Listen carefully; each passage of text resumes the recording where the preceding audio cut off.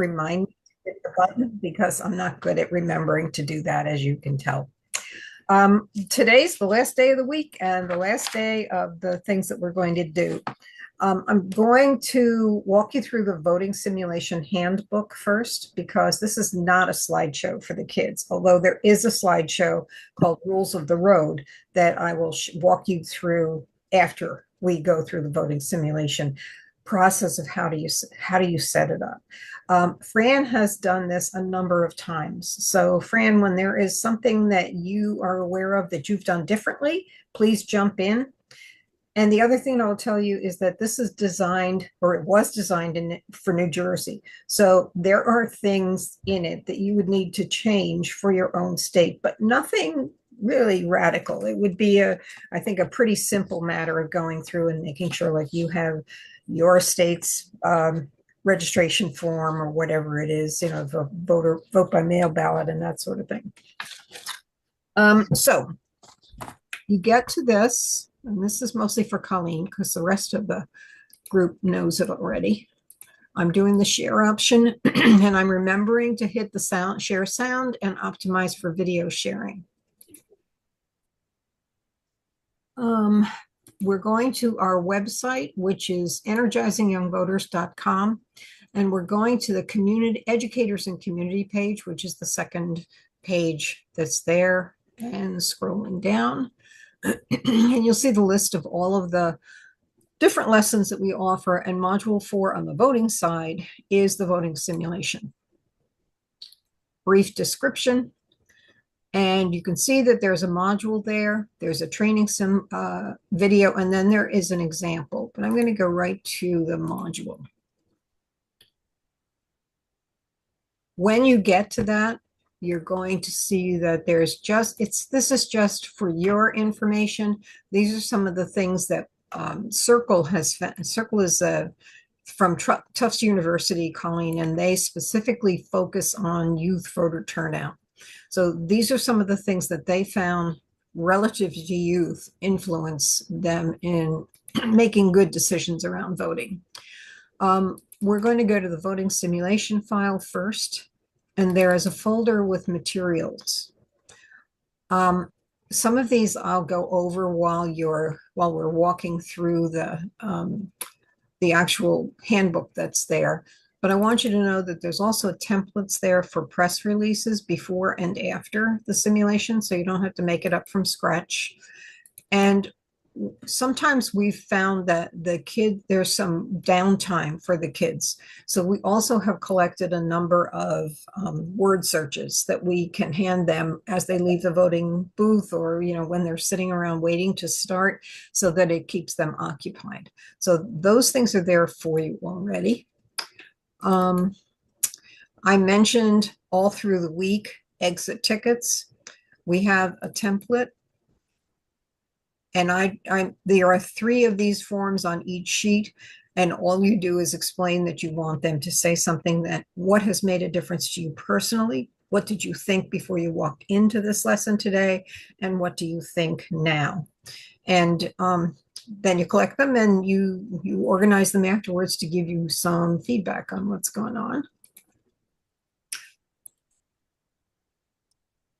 And then this is the form that I've used for the voting simulation to try to organize that information, because these are the things that kids will usually respond that they've gotten something from.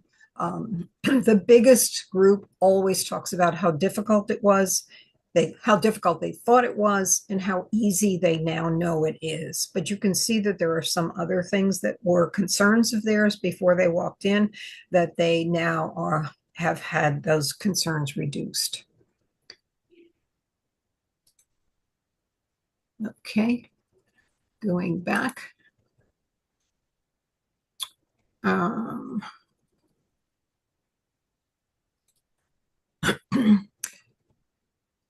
If these are older forms for us, some boards of election will allow schools or organizations to create their own ballot. And so I've just grouped together here the ones where that happened. Many other boards of elections have a standard educational ballot. Here in Monmouth County, where I am, they have two different educational ballots. The one that I've used most often, because there are only three choices on it, so it goes more quickly, asks kids to vote for their favorite baseball team. They have to vote for Yankees, Mets, or Phillies. And then at the end, we immediately get the results and we can give them, what the outcome was of their vote. If you have a big, long, complicated ballot like this one, where there were even public questions, it's going to take a whole lot longer for the kids to do the voting, and you have to plan that time into the time that you have for the kids to actually be in front of you. But that's an administrative thing. Okay, so here is the actual handbook that we've developed. And before we get into it, I want to show you two short videos of two of the voting simulations that have taken place. In these cases, the school had a comms department that actually made the video for us. So here's the first one. Like this.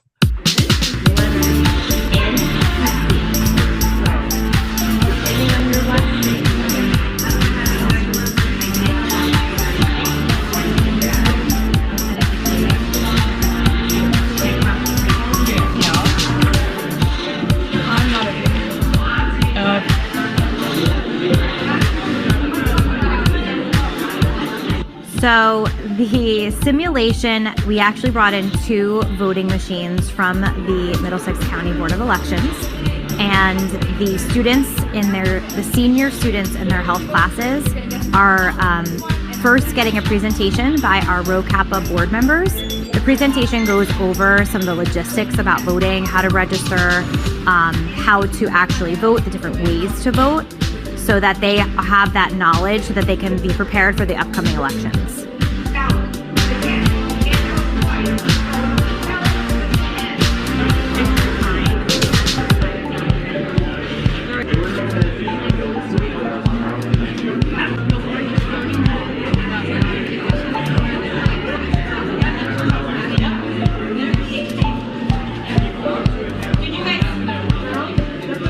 Well, I feel like it's definitely given me a more real life experience on what to expect when going to the voting booth. And I feel it also informed me. Like, for example, I didn't know that I could register for voting before the age of 18, which is very interesting. And I think that it's an important process to do. And I just think that it could positively impact students like me who don't really have a sense of what voting really is.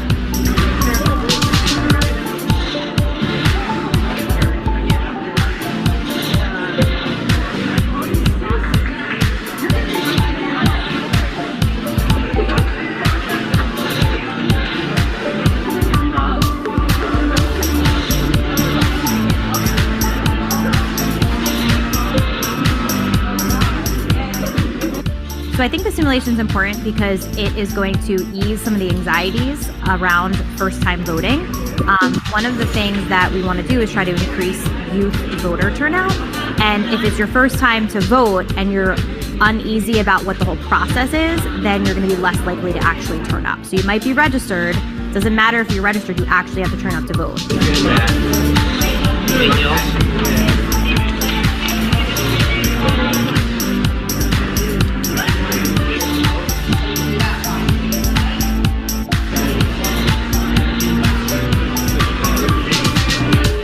Okay, so that was in Central Jersey in a very diverse community, relatively upper middle class. And then there's Newark High School, which is another one.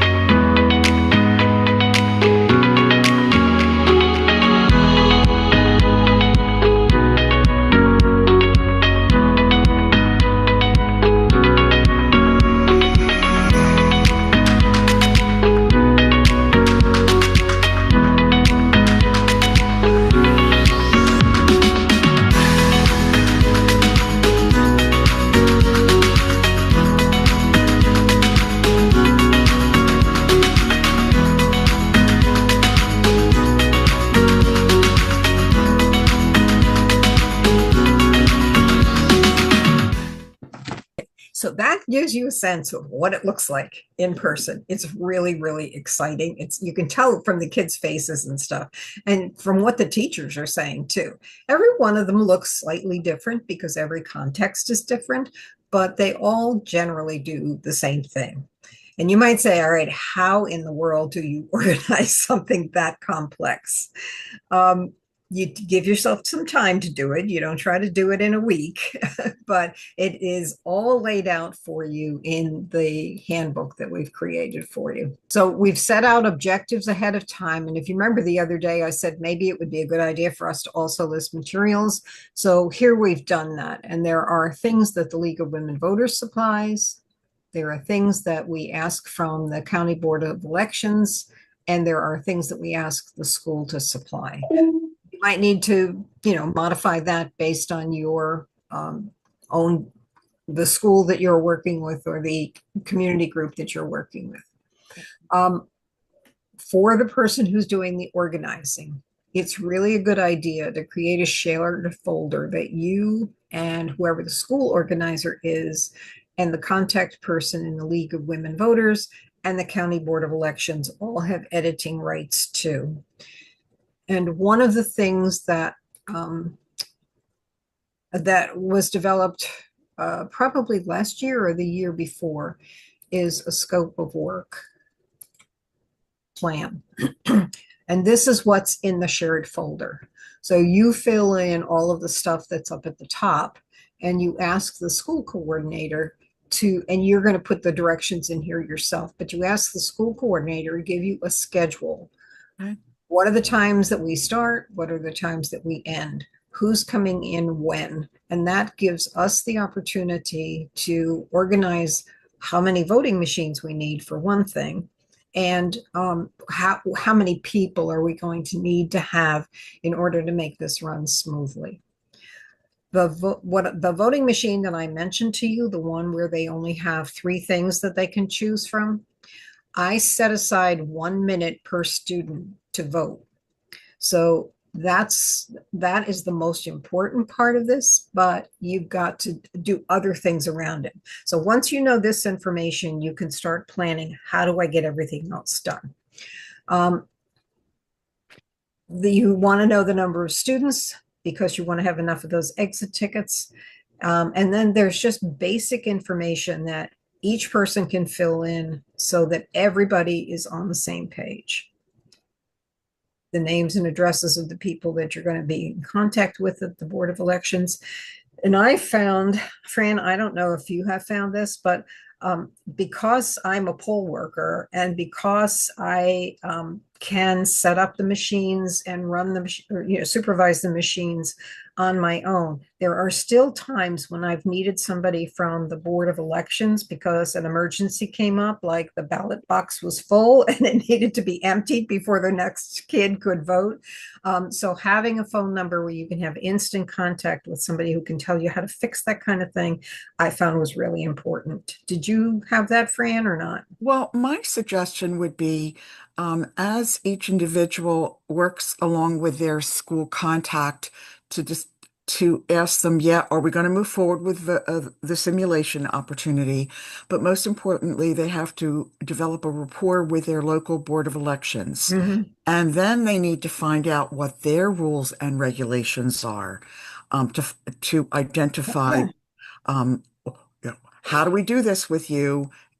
Because here where I reside in Burlington County, they must be present with the machines at all times. Yeah, it differs so every county here. So no matter where you are across the United States, it's key to develop that rapport.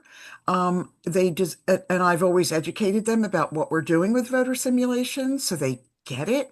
And then I've observed that they get excited about doing it because they're thrilled to be able to get more students and anybody comfortable with going to the polling locations and voting. So, Yeah, so, I've also found that at the end of any one of these sessions, if there is a member of the Board of Elections there, the comments that I get are usually like, every single student in the state should have this opportunity. Mm-hmm. So they see the value in what we do too. Yeah. And I'll also say one more thing. A key question to ask the Board of Elections is, does do your machines have um, the ballots, the training ballots that built into the software? Because most of them do. And so Yeah. yeah, so you just Yeah, need to that's the find kind of out. thing that I was just mentioning. I'm sorry. Yeah. Yeah, Yeah. the three questions that's on the one that our county sets aside for educational purposes. But then, if you go up here just a little bit, this was one of the schools that I worked with in one of the counties in the northwestern part of the state, where the Board of Elections not only created the ballot for them specifically for questions they wanted answers, but they also programmed every single student's name into the tablet. So when the students came in, they actually signed in the way they would normally sign in. We have an option when that's not possible, but that was a pretty amazing experience.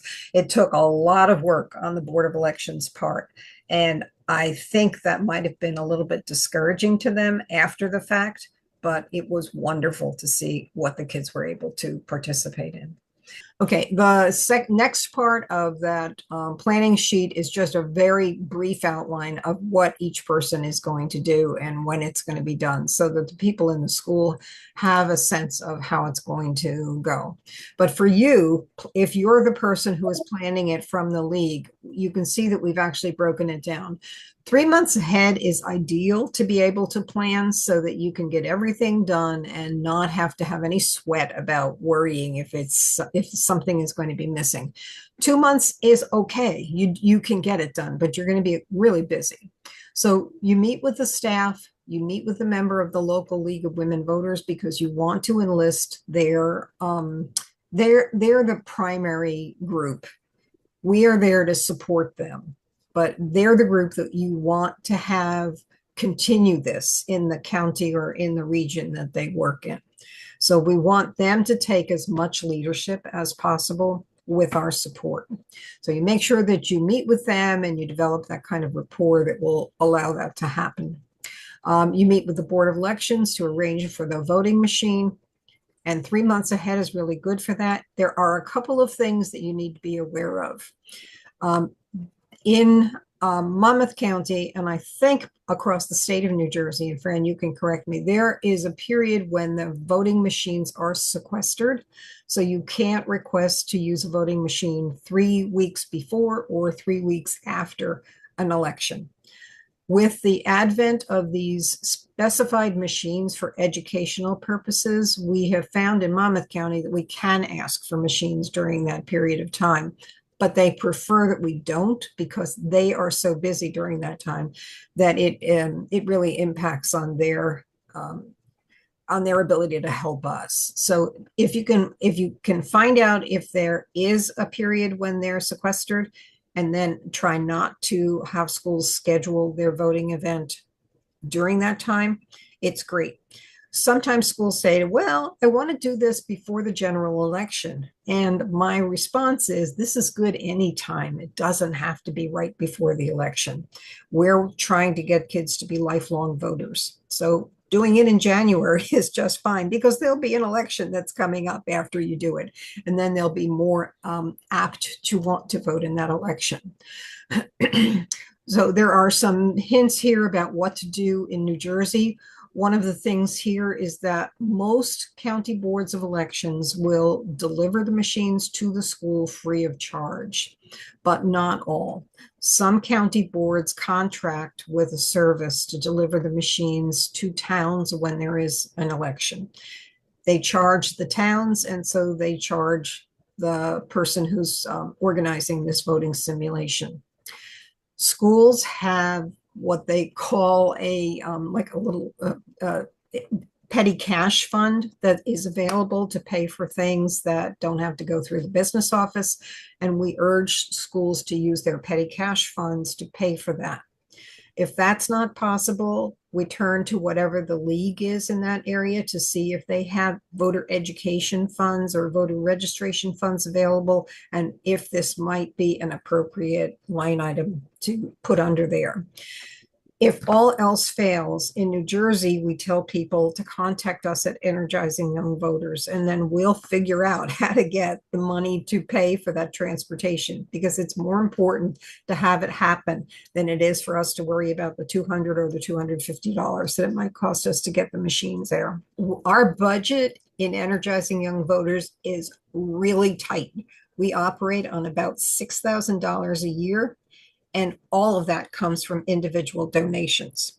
So if other states are going to do this, I would hope that you can plan some way to support schools that might want to do this if the schools themselves can't come up with the money for transportation.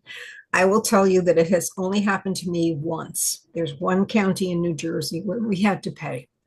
So I don't expect it to be an overwhelming burden to any league that might try to do this. Skipping on down, you need to find out from the Board of Election whether or not e-poll books will be available. Some boards of elections have training e-poll books, and they will bring them in, and the kids sign in as Mickey Mouse or Cinderella or something, you know, some Disney character. But it gives them the experience of signing in using the actual machine or tablet that they're going to use when they go to vote in person. In other places, when that's not available, I've purchased binders from Amazon, which have the clips at the left-hand side, the short end, and I've created paper forms on what is it, 8x14-inch paper that are similar to the poll book forms that we used to use, the paper books. And we set it up so that we get the names of the kids beforehand, and the teacher will, or whoever's supervising it at the school, will provide us with a typewritten list. And I cut up those little pieces and I use Scotch tape and I actually tape them into the lines. Schools are sometimes very concerned about privacy, which they should be. And so they won't give us the entire kid's name. And in that case, we ask them to give us the first 3 letters of the last name and the first initial of the first name. And they're seldom, you know, once in a while you'll get 2 kids with the same combination of letters, and then we ask the teacher, if that happens, just give us an extra letter so that the kids can tell who's who. Like I said, the books are on Amazon. I think they're about $2 or $3 a piece, so it's not a big expense. Then coordinate with the school to determine who's going to do the actual presentation. And by that, I mean the rules of the road presentation. In the first video, you saw the Rho Kappa students in the high school meeting with kids in their health classes prior to dismissing them to go line up to vote in the voting machines. So the kids were teaching the kids using the slideshow and the script that we have available online. In other cases, the second example, you saw that the presentation was taking place at the same time that the kids were voting. That's fine too. The only thing is you have to worry about the noise level of the kids because they're so excited about the voting, their voices tend to rise. So if you can do it in a separate room, it's better. But that's something you need to arrange with the school itself. People have asked me about the size of the group that you can present to. And I think the ideal is 25 or 30 students, because in a small group, if kids have questions, for example, there was one student who came to me and said privately, I'm Mexican, can I vote? And I said, are you an American citizen? And he said, yes. Are you 18 years old? He said, yes. I said, then you can vote.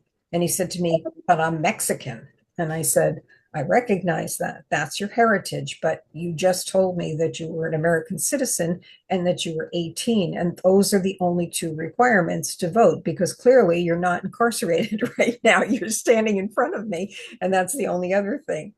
So it took him a long time to straighten that out. But in a large group, he probably would never have come up to me afterwards to ask that question. The other, I have done it with large groups though. In Plainfield High School, we probably had 200 or 300 kids in the auditorium before they went to vote on the voting machines. And what I arranged with the school was to have a microphone, and two students, one in each aisle with the microphone, would go up to students in the audience who had questions about what went on during, questions related to the slideshow. And it worked. We didn't get any questions afterwards from the kids, though, nothing like what had happened in that small group.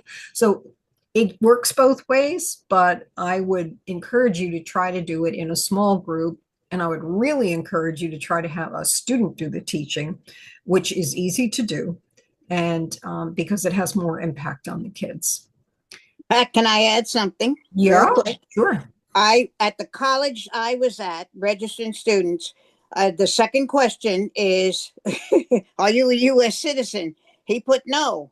So I asked him, I said, did you make a mistake? He says, no, I'm not a citizen. He said, but don't they have special elections for people who aren't citizens? I said, not in the United States, but now that you're 18, you can become a citizen. How about you talk to your counselor and see how you can become one? So, because if you want to vote, we need you. He That's said, great. okay. And I can't vote now. No, I'm sorry.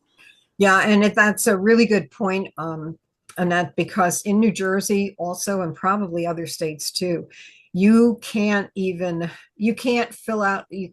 file a registration form No. without serious penalties. So Mm-mm. you want to make sure, if you're going into a school where there would be serious consequences for the kids if they are not documented, you want to make sure that those forms don't get turned in. Yeah. It's difficult because there are privacy laws again, but I've enlisted the help of the principal in the one school where I was really concerned about it. And the principal took charge of taking the registration forms from the kids and making sure that there wasn't anybody in there that they knew was undocumented, and checking with some of the others to make sure that they knew whether or not they were documented, and then leaving it in their hands to make the decision, about whether or not it was okay to submit that form, because you have to tell them that there are consequences. You don't want them, especially in today's world, doing something that could get them in trouble. In trouble. Yeah. You need to make sure that they understand that that is not okay. So thank you for doing that, Annette.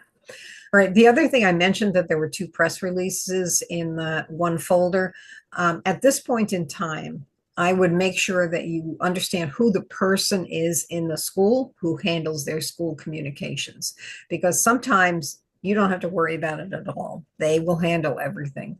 Other times you have to either ask somebody in the school or have a league person do the PR ahead of time.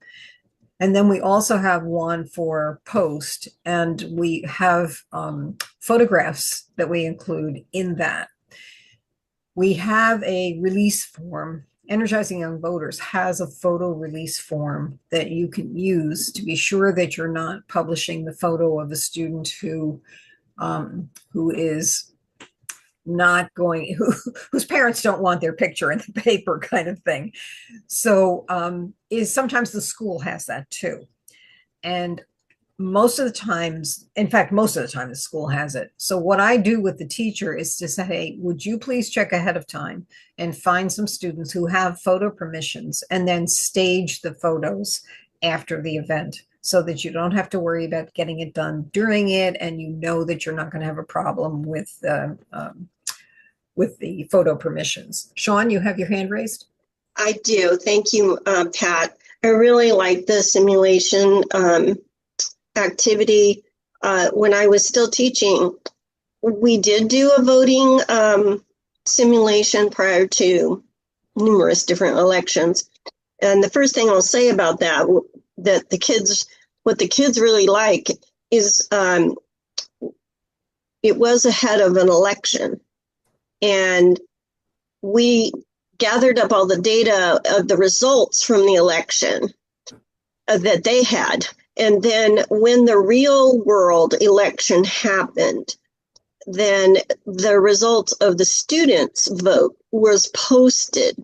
So they could then see how they aligned with the real results in the real world. And more times than not, I can only remember in all the years that we were doing that at the high school I was teaching, that there was only one national election that did not align. The students actually voted more progressively than what the end result was.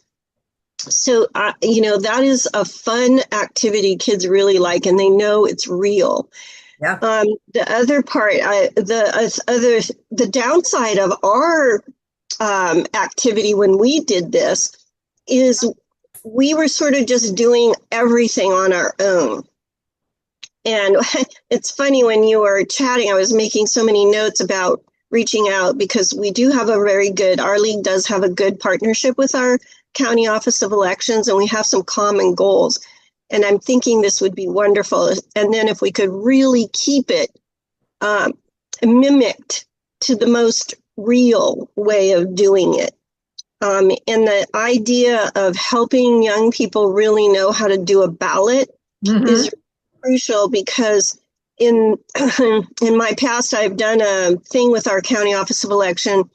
It's where you go in, it's like a 14-hour behind the scenes, seeing what happens before, during, and after an election. And when you do that, part of it is to view all these different spent ballots.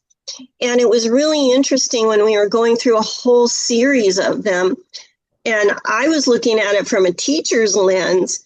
And I said to the county person that we need to do better work on helping people figure out how to mark a ballot, especially if the community has a number of people that this is not their place of origin. They've come, they're naturalized, and they're voting, because they still don't quite understand things like you don't have to mark every single thing on the ballot to have it count. You don't have to bubble the person's name that you're voting for and then write it again on the line below. These were consistent patterns. Interesting. That demonstrated people needed to understand how to mark a ballot. It's not, you don't have to mark everything, and you don't have to write the name. That's one of the examples of something that is different in your state than it is in ours, because ours is now all electronic. So they don't have to do that writing. But I can see that there would still be places like where they wouldn't have to, they don't have to vote for every office, for example, that they would not know. And that could be discouraging, because if they don't know who's running for the office, they might not want to vote on that office and screw it up. Yeah, and yes, California still, there's a lot of stuff that's being done electronically, but they still like to have the paper trail. Well, we do have a paper trail. Okay. When that electronic ballot is cast, it creates for us a paper ballot that slides then into a storage box on the machine itself. There's a camera at the top of that takes a photograph of what the vote was as the ballot is going through. And then they have the electronic, like they use flash drive that is collecting it. So there are actually 3 ways in New Jersey that they can recheck the ballot counts. Yeah, I think we have that. That's the way it works if you're voting in person. But in our county, I don't know what the state percentage is, but in our county, we're in the 90 percentiles of people voting by mail. Wow. Okay. Things change, right? Yeah. You wouldn't have believed the furor in New Jersey during COVID when everybody had to vote by mail. And that's what started us with that Student Advocate Toolkit, because we were working with kids. And kids were going homes, or, in their homes, and they had pods. And so they could help the adults who would be voting know how to do it. So anyway, that's off topic, right? And my comment was off topic. Yours was not. So, but let's go ahead. about 2 months ahead, you want to make sure that you've got league members who can support a voter registration drive with trained student volunteers. And we would strongly encourage you to go to the Civic Center, and that is theciviccenter.org, to help organize student-led voter registration events. Now, I don't know about your league, but our league used to put up a table and we'd sit at the table and we'd talk to a couple of kids who would walk by us, but it really wasn't hugely productive. We got to the point where in one school, we trained kids to help other kids complete the registration form with a league member there who would check them when they were done. But then we would send the kids with clipboards into the cafeteria to sit down at a table with their peers and help those who weren't registered yet to register. And then we discovered the Civic Center, which is, and the organization has packaged a way to help students design and carry out a voter registration drive on their own with the signature of one faculty member who will serve as the adult in the school who is responsible for what goes on. We had one student do that in her high school last year, and in 2 days at lunch, she registered 92 kids, whereas our usual numbers might be at best 30. So having the students do the organization is impressive. And at least up until the present time, if the students agreed to do this, they would get a $150 gift card as thanks for their effort. You could have up to 3 students in one school work together to do it, or a club in a school work together to organize the student voter registration drive led by the students. And the club or those 3 students would get a total of $450. So that was really motivating. It is so well laid out. They provide the kids with swag, with advertising things, it just makes it so easy. So go to their website and take a look at what they have to offer.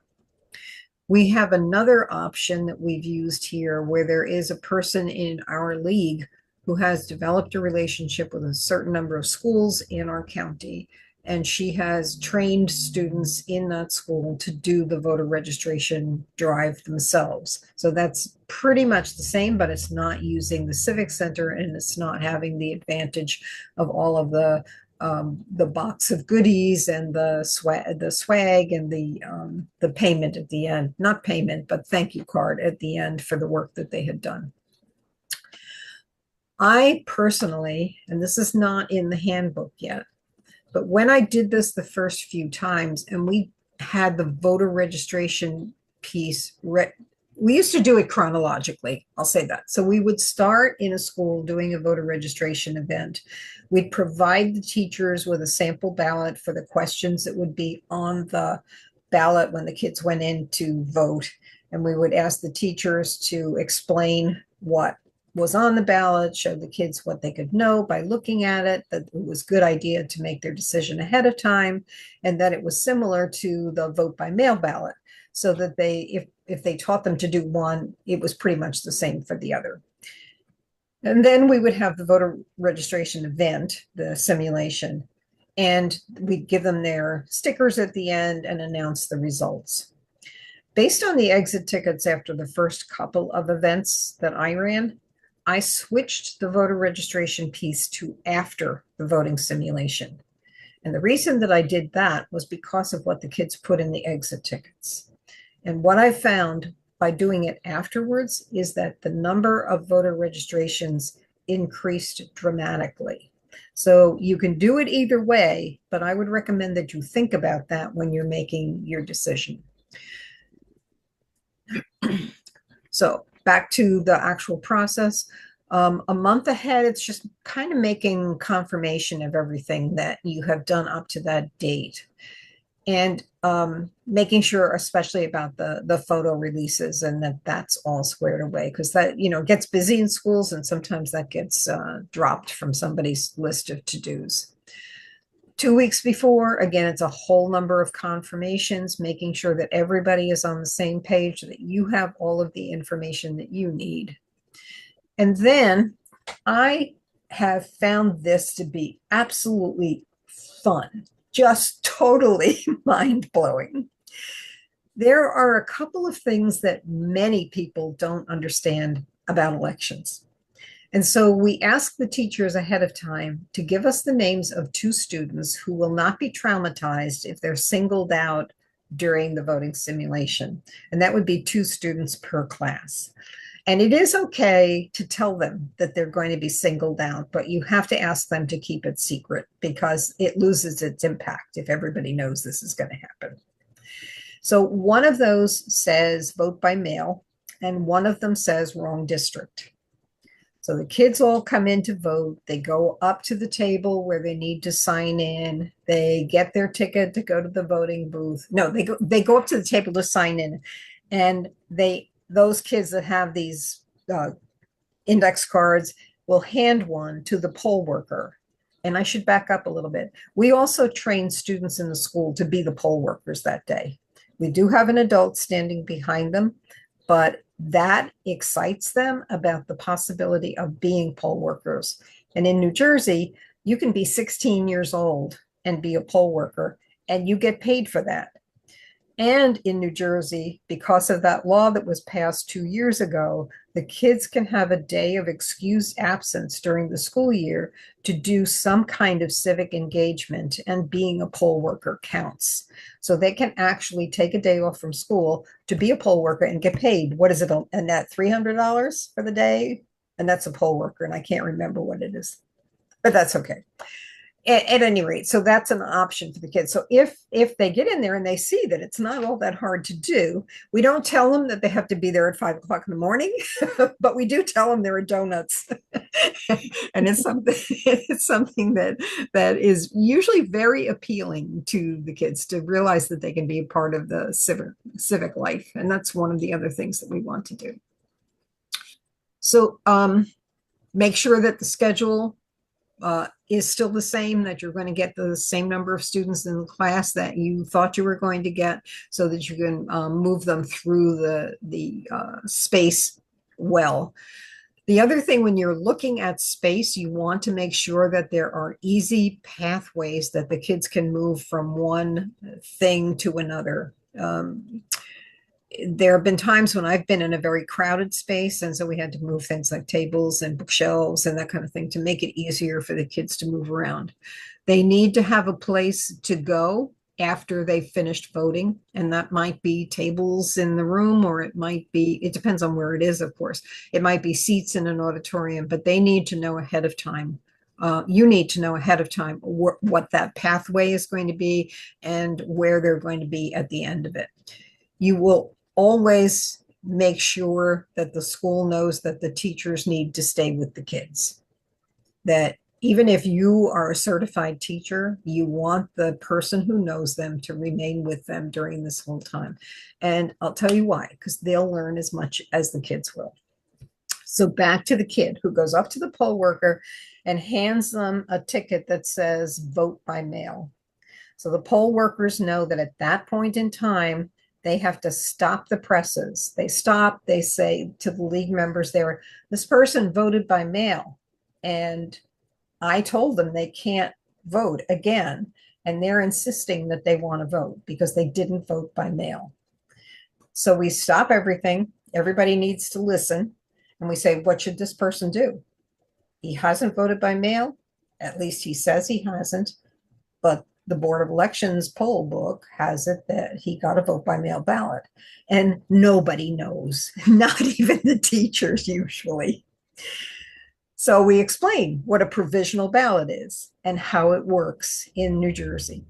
And we give the student a paper that is similar to what's in the voting machine, so that they can go over to a private spot and they can fill it out and they can put it in a sealed envelope, and then we have a bag that they can put it in.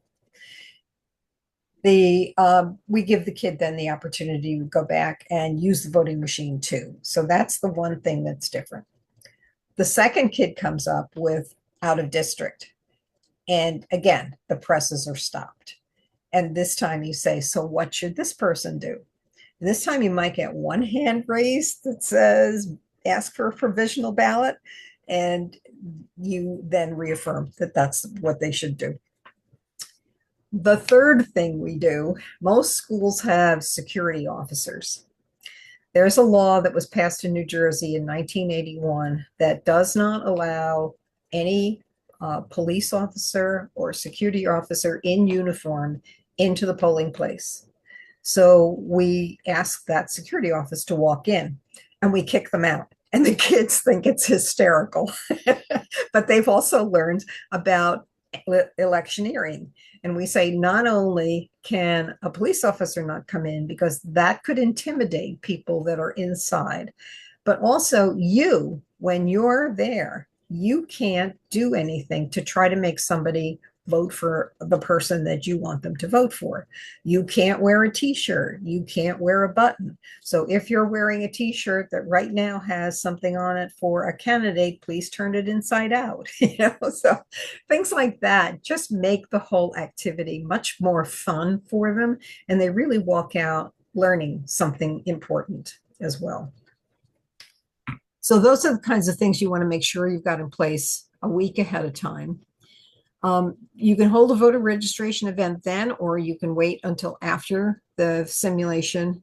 And then just prior, you want to again verify whether who's going to teach the slideshow rules of the road. Is it going to be the kids? Do they have everything they need to do that with? Or does a league member need to come in to do it? Just how is it going to work so that you're sure that the kids get the information that is in that slideshow? You also want to check and make sure I go in loaded for bear. If I'm going to have to present that, I go in with my laptop, I go in with a flash drive, and I also email the program to the teacher because I, believe it or not, I had one instance at a college where all three failed and I had to do it from memory. So it is better to be over prepared than under prepared. On the day ahead here in Monmouth County, the voting machines are delivered and they have to be kept in a secure place. The school knows that ahead of time. And you want to make sure that the sample ballots are all printed if they haven't been discussed by the teacher. Because what we've done sometimes is while the kids are waiting to vote, we give them the sample ballot so that they can see what is going to be on the machine once they get into the voting machine, and they're prepared ahead with what they're going to vote for. That's really helpful when the school has made their own ballot. If the kids are looking at it right before they go in, they're going to make that decision, and it's going to be much more efficient as they go in and out. Okay. When you get there, like I said, you're going to arrange the polling place so that you've got good access to whatever it is and good pathways so they can get from one place to another.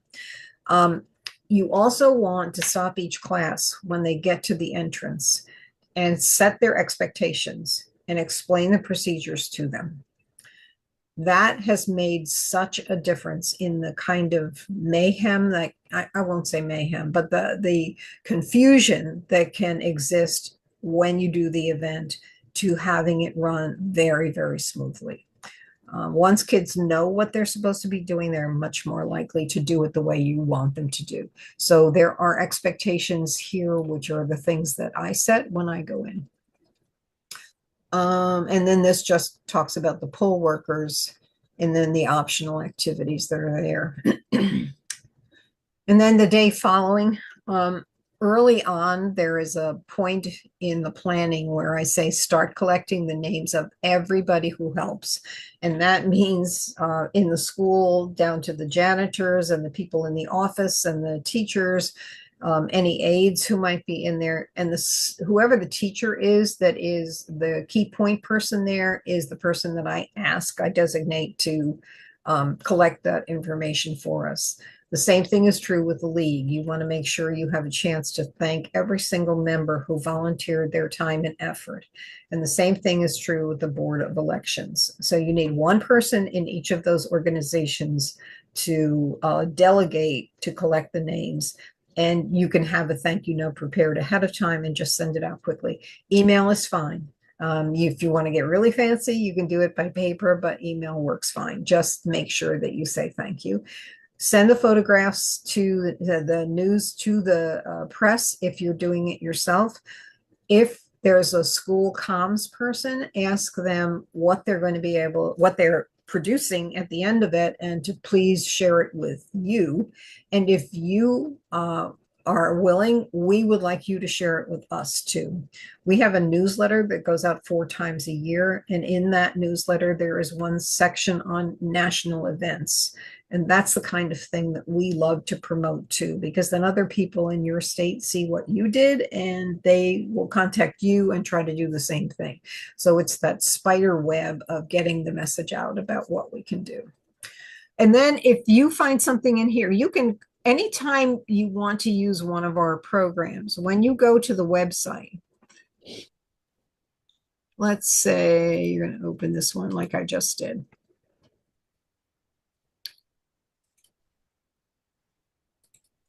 All right. If you want that for yourself, don't ask us for editing rights. Instead, go to File, go to Make a Copy, name it for yourself. I'm just going to put an X there. And make a copy. When you do that, you can do any editing on that you want for yourself. We can't give you editing rights because if we do, whatever you put on that, if whatever changes you make appear on our website, which just confuses people terribly, including us. So please don't do that. All right, this is going to show up in a minute and I'm going to have to, there it is. So see, this comes from the website right now. So I need to take this off and trash it so that people just see the things that are from us. Okay, I did so much talking there and I know you were taking notes. So let's talk about whatever questions you might have based on that. And then Fran can jump in too with what she's done. I'll jump in. Okay. Because this is the most fun thing to do with a school.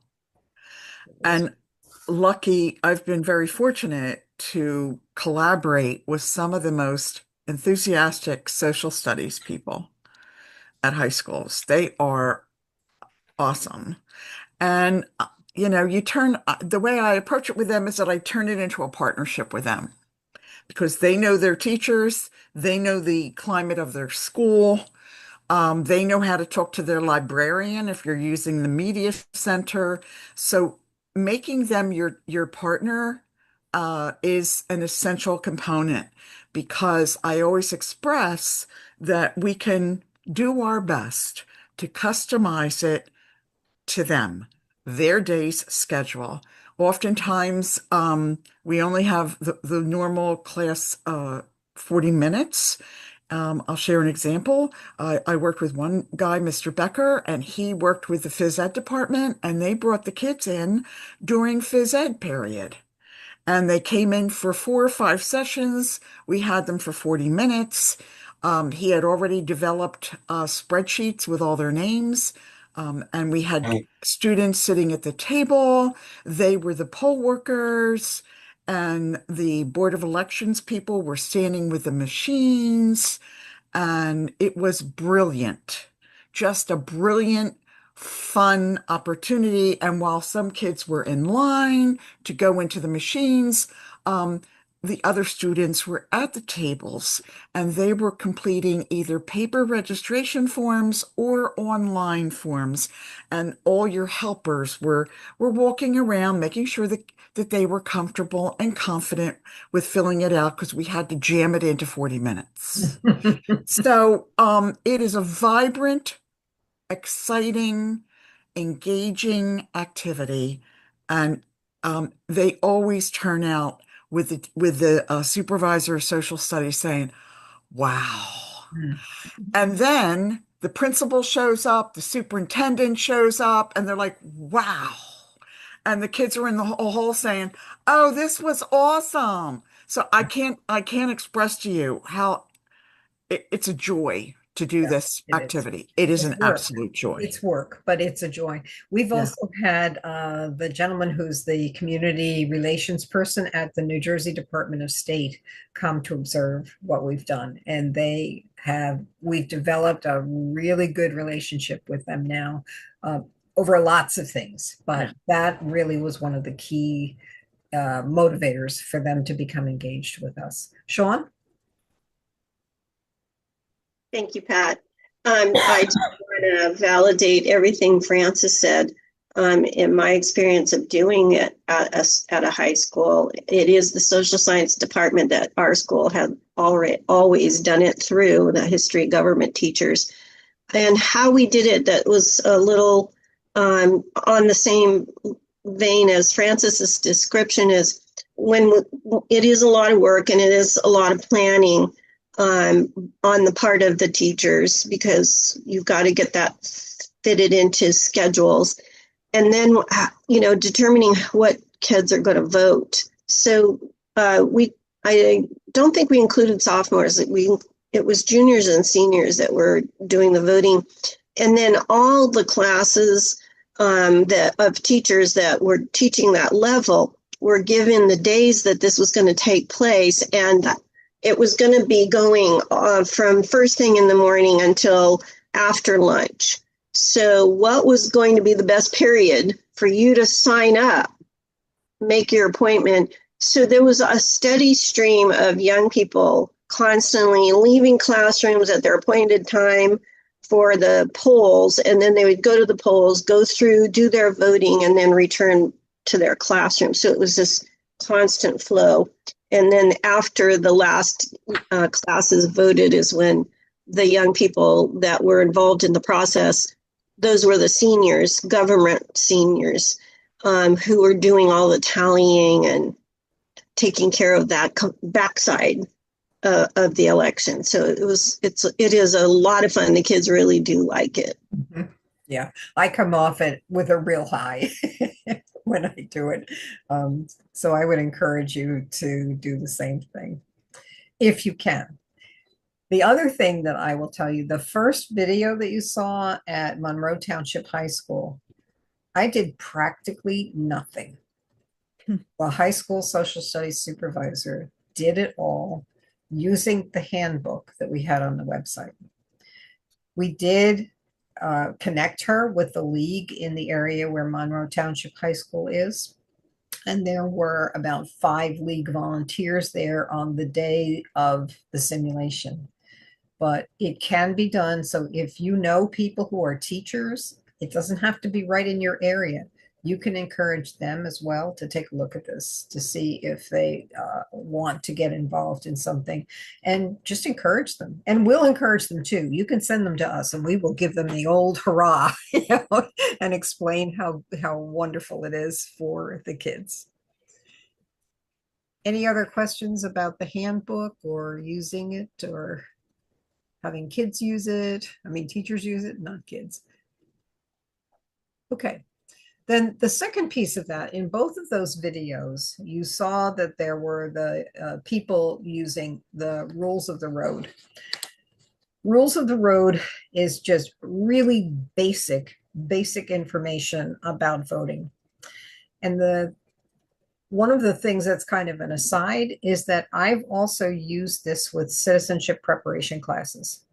They found out that we had this. And they said, would you come and teach us? And so every time they have a new class come up, we teach this Rules of the Road script. And we have now added a piece on the timeline of suffrage, which we did the very first day, so that they have a sense of the history of voting here and how it compares to voting in their own country. It is so much fun. And one of the things that just delights me to no end is that one of our ambassadors, who is a college sophomore now, has taken charge of running that program for us. He is bilingual, so that's very helpful. He gets somebody else in our league to work it with him, and he teaches this to the citizenship prep classes online. And this can be done very easily online. That complete version is available to you but it is not on the website. So if you're interested in using the whole thing, which would be the timeline of suffrage plus this rules of the road, you can be in touch with us and we'll send you the link to that. But it's the rules of the road that is really the most important part for them to have, I believe. Sure. For those of us that have been educators or worked with students, we all know how we all learn. Okay. And one of the key, really, we can hear it, we can see it, but really it's kinesthetic. And when the kids actually we've had fabulous worksheets and all kinds of activities, but when they get to see a machine in their classroom, it's like, it's like, wow. It's a wow. And our exit survey tickets have reflected, I can do this. I'm not afraid anymore. And we have broken down their hesitations.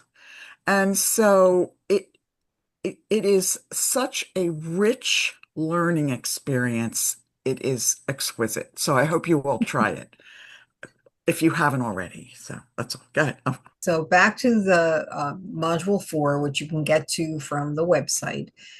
The rules of the road is the slideshow that you saw kids and teachers using. As a script, just like everything else. And Colleen, I'm doing this mostly for you. There's a script for each one of the slideshows that we have, with everything that's on there has been researched and checked to make sure that it's accurate for the state of New Jersey. So you can feel confident when you use that you're doing everything right. And here is the slideshow. Okay, so the first time someone goes to the polls, the experience can be a little scary. New places, new faces, new routines to learn. What we're going to be sharing with you today, we hope will reduce your anxiety around voting and help make it an exciting milestone in your life. We're going to take a few minutes to talk about what to expect. So we're going to answer the basic questions about voting: who, what, when, where, and how. During this presentation, there will be several illustrations of voting places called polling places, voting booths, and documents. Depending on your county or your state, these things might look a little different, but they all work the same way. So let's start with the basics. In New Jersey, who can vote? You have to be a U.S. citizen. You have to be at least 18 years old, but you can register to vote in New Jersey when you turn 17. You have to be a resident of the county that you're going to be voting in for 30 days before the election. And you cannot be serving a prison sentence for a felony. However, if your sentence is completed, even if you're on parole, or even if you're on probation, you can still vote. You need to register again, but you can vote again. Not everybody knows this, so please help us get out the word. It's a new law that makes it easier for citizens in New Jersey to vote. So let's start with who. Who votes? Well, registered voters vote, but that's not all. Here's the complete answer. Registered voters who actually cast a ballot. An awful lot of registered voters stay home, and it's pretty large numbers. It's not enough just to register. You need to show up at the polls, or you need to vote by mail. And the what? So what are we voting for? You vote for candidates for public office at the national level, at the state level, at the county level, and at the local level. And for us, also at the Board of Education level. Oops, sorry. At the national level, who do we vote for? And then you ask them, and usually they'll know the president and the vice president, but they don't know too much more than that. So you can fill in not only the president and vice president, but also we vote for senators and we vote for members of the House of Representatives. And I make the point that those are the people who make the laws. The president doesn't make the laws, but the president signs the law. But those Congress people are the ones who actually make the laws. At the state level, who do we vote for? And you'll usually get governor, but they don't know anybody else. So in New Jersey, we have a lieutenant governor. So the governor selects the lieutenant governor, just like the president and the vice president, and they run for office. But we also have state senators. Those are different from the senators that go to Washington. The senators in the state help make laws that apply to New Jersey.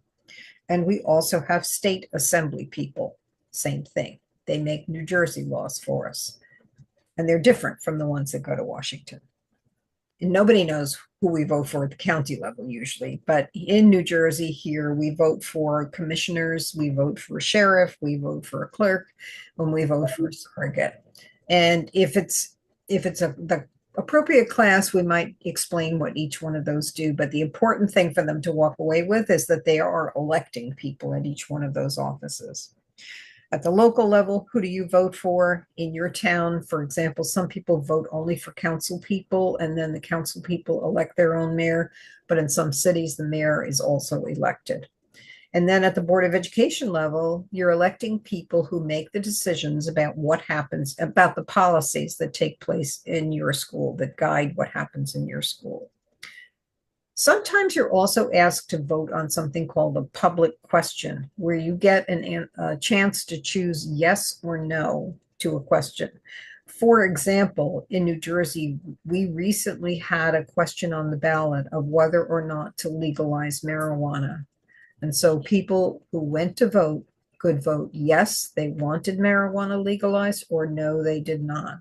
That's called a public question. They're not always on the ballot, but when they're on the ballot, it's important to know what it is about and to make your decision before you go in. So you want to do your research ahead of time. All right, when do we vote?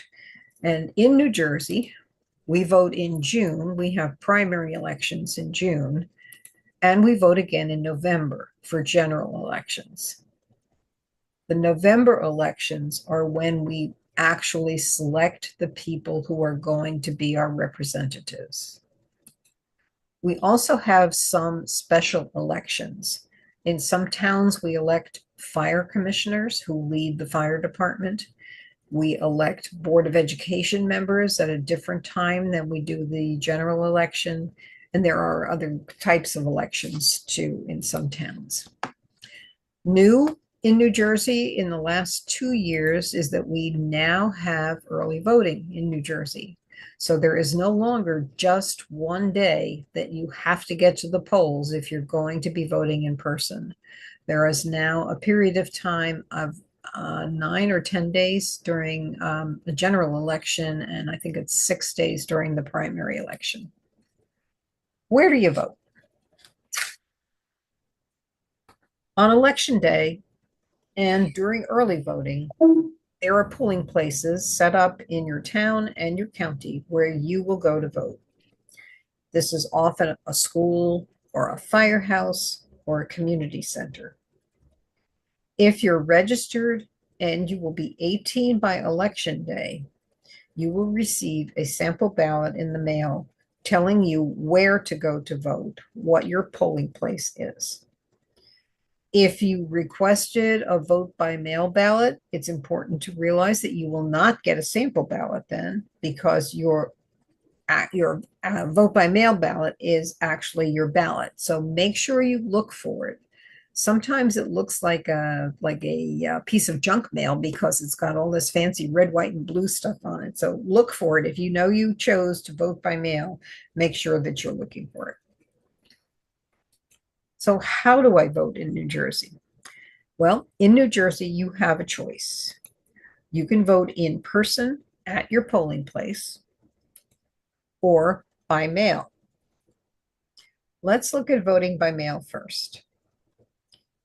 Anyone who is registered to vote can vote by mail. You don't need a reason. To vote by mail, you send an application for a vote by mail ballot to the county. Excuse me. You will receive your paper ballot, which you fill out and deliver to the county office, either by mail, by using a drop box, or by hand before the polls close on election day. If you vote by mail, you cannot vote in person on election day. And that's because everybody only gets one vote. You can choose to vote by mail for one election or for all future elections.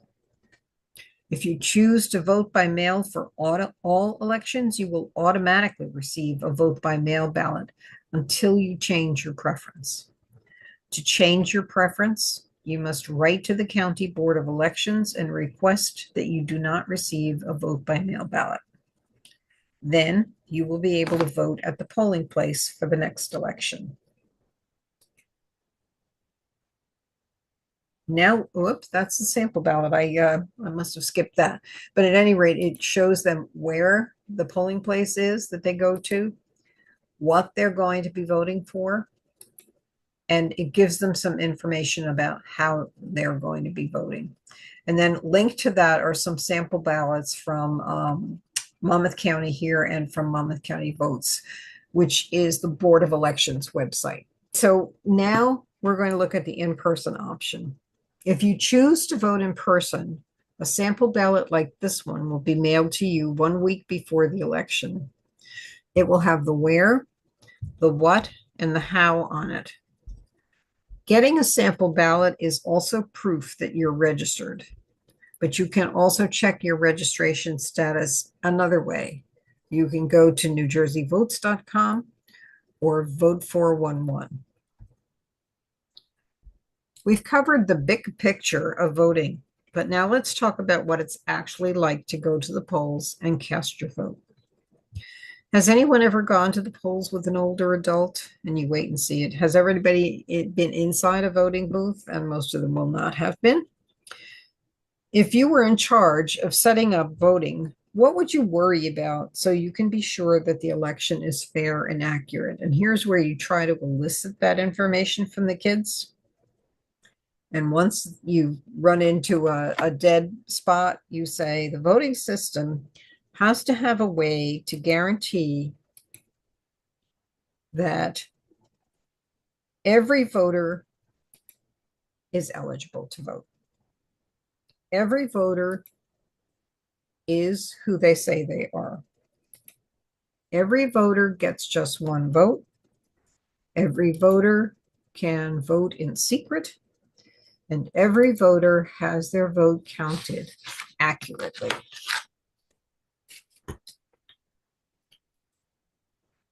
For in-person voting, how do election officials handle eligibility, ID validation, and determine that everybody has just one vote?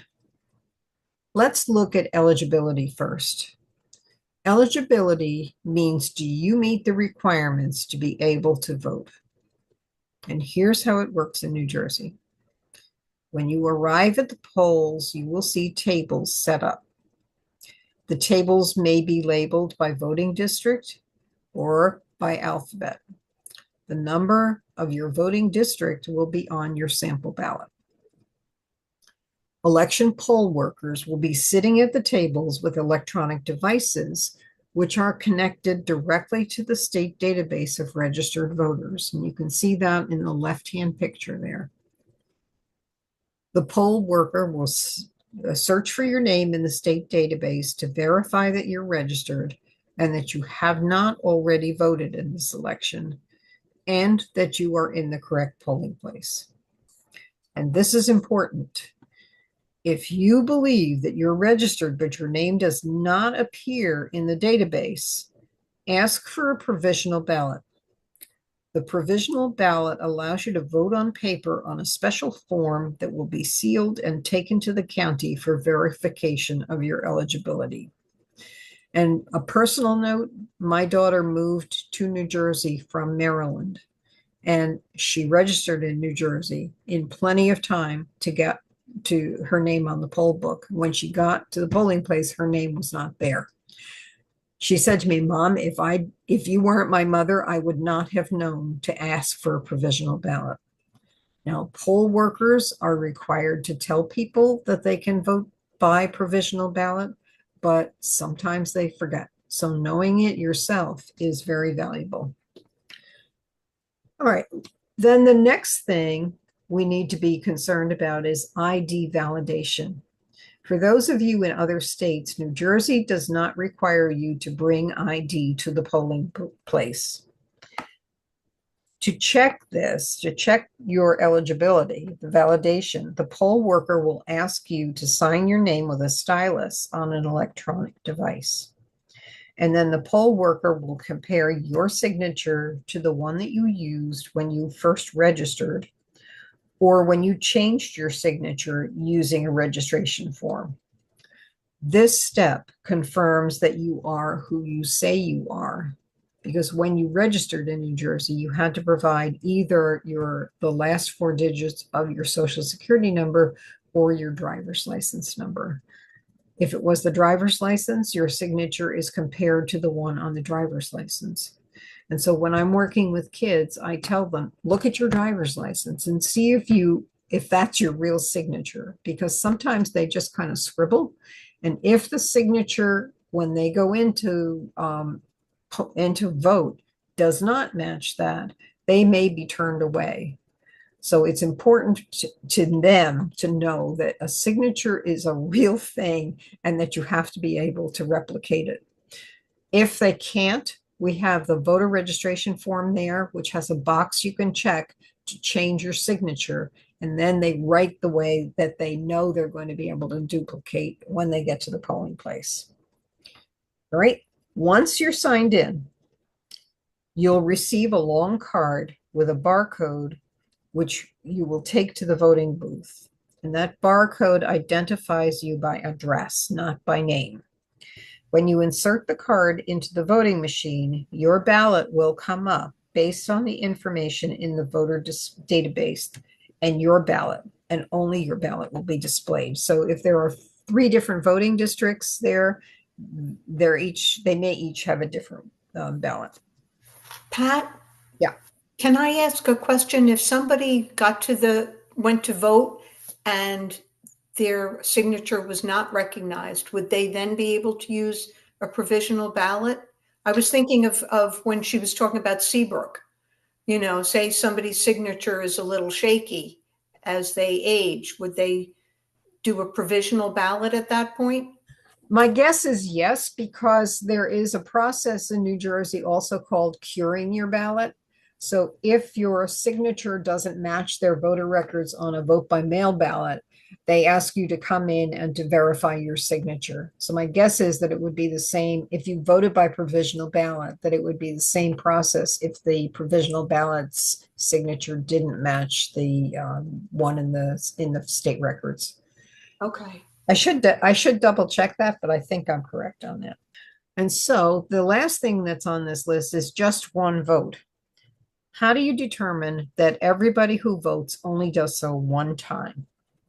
Well, the voter database will show whether you have already appeared at the polls to vote in this election. And it will also show if you applied for a vote by mail ballot. If you did vote by mail or receive a vote by mail ballot, even if you didn't use it, you will not be allowed to vote at the polls. If you believe that you did not vote by mail, but the registrar says you got a vote by mail ballot, you can vote by provisional ballot. After you sign that tablet, you will also sign a numbered ticket that you will take along with the ballot card to the voting booth. The poll worker at the voting booth keeps the tickets. The tickets allow the workers to confirm that the number of ballots cast equals the number of eligible voters who came through the check-in process. How do they handle privacy? Was your vote really a secret ballot? Well, the voting booths in New Jersey have a curtain that you pull closed when you enter. or have shields on the sides. Your voting booth may not look the same as the ones in these pictures, but they should all have a way for you to vote in secret. No one should know how you vote but you, unless you choose to tell them. To vote, you'll insert the long card you're given into the voting machine. Once inserted, the ballot for your town is displayed, and you will vote on a touch screen, after which you'll be prompted to confirm your choices. You will press a button that confirms those choices, and this will cast your vote. Your card will drop into a secure box in the voting machine, and this will create a paper trail for your vote. But your ballot cannot be traced back to you. This is what it looks like inside the voting machine. To vote, you will insert the card that you were given into the voting machine. Once inserted, the ballot for your town is displayed. Check to be sure the ballot is the right one for you. You will vote on the touch screen, after which you'll be prompted to confirm your choices. You will then press vote on the screen to confirm that your choices are yours, and you will cast your vote. The card will drop into a secure box in the voting machine, and this will create a paper trail for your vote. For in-person voting, how is your vote kept safe? So we're talking about security. Well, voting machines in New Jersey are not connected to any government office. The votes cannot be manipulated, because if someone tried to hack into New Jersey's voting machine, they would have to hack every single machine in the state. And if somehow something goes wrong, there is also that paper trail of your vote. For vote by mail, it's slightly different. Let's look at how election workers check for eligibility, ID validation, just one vote, and privacy. So eligibility, do you meet the requirements? Well, when you request a mail-in ballot, you will receive a packet in the mail. It contains a ballot, an envelope with an attached flap called certification, and a mailing envelope. To vote, you fill out the ballot selecting the candidates that you want to win. Then you fill out the certification flap information. It is really important not to detach the certification flap. Then you place the ballot in the envelope and place it inside another envelope, the mailing envelope, and mail it to the County Board of Elections, or drop it in a drop box which has been set up in town, or you can deliver it yourself to the County Board of Elections. When the ballot is received by the County Board of Elections, they open that outer envelope and take out the envelope that has the flap still attached. They then check your eligibility using the signature on that flap and make sure that you have only voted once. They then detach the flap to make sure there's no connection between your name and the ballot with your votes. And finally, they count the vote. Sometimes there are questions about the signature, and when that happens, the ballot is put aside until the Board of Elections checks to see if it's a valid ballot. The flap is not torn off until everything is checked. And then voters can cure, or that means fix, their ballots if there is a question about their signature. For vote by mail, how about security? Is your vote safe? Well, mail-in ballots can be returned in any of three secure ways. A secure drop box, which is under constant surveillance. U.S. mail, the ballot can be dropped into any U.S. mailbox. or be given to the postmaster in the U.S. Post Office, or delivered in person to the local county clerk's office by you or by someone called a bearer. That has to be someone who's older than 18, whom you've designated to be the carrier of your ballot. The bearer must sign the outer envelope of your ballot, and that signature and yours are proof that you asked that person to hand carry your ballot to the county clerk. A bearer may only carry 3 ballots in addition to their own to the county clerk. The League of Women Voters distributes Vote 411 cards to help people vote. The League is an old organization founded in 1920. We are nonpartisan, which means that we do not favor any political party or political candidate. Our aim is to educate and encourage all voters to participate in our democracy. You will find all the information you need about voting on this website, including a first-time voter checklist, and that website is vote411.org.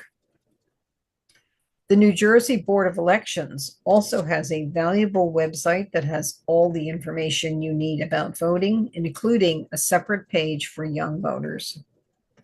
And finally, if you need to be sure that you're getting accurate, unbiased information about state and local elections, you can check your source on one of the media bias charts. This transparent tool ranks print, TV, and podcast sources. They show you how biased, left-leaning or right-leaning a source is, and they also show you how accurate. That means ranging from reliable fact reporting to opinion to all the way down to inaccurate sources of information. Be sure you get the information that lets you vote with confidence from trustworthy sources. We hope that in the future that you will realize that voting is your voice, that is the way that you have an impact on the future of your country and the future in which you wish to live. Okay, so I'm going to stop sharing for just a second, and then I'm going to go back to this slide. You can see it would be relatively easy for a kid to actually present that to their peers as well. Okay, some of you have only been here for one day. Some of you have been here all week, but I have a link or a QR code that goes to a Google form. If you would be kind enough to take maybe 5 minutes to fill out that form before the end of the day today, like when I let you off the line, you're going to get out of school early today. So take 5 minutes, please, and fill out the form to give us some feedback on how we might be better in the future.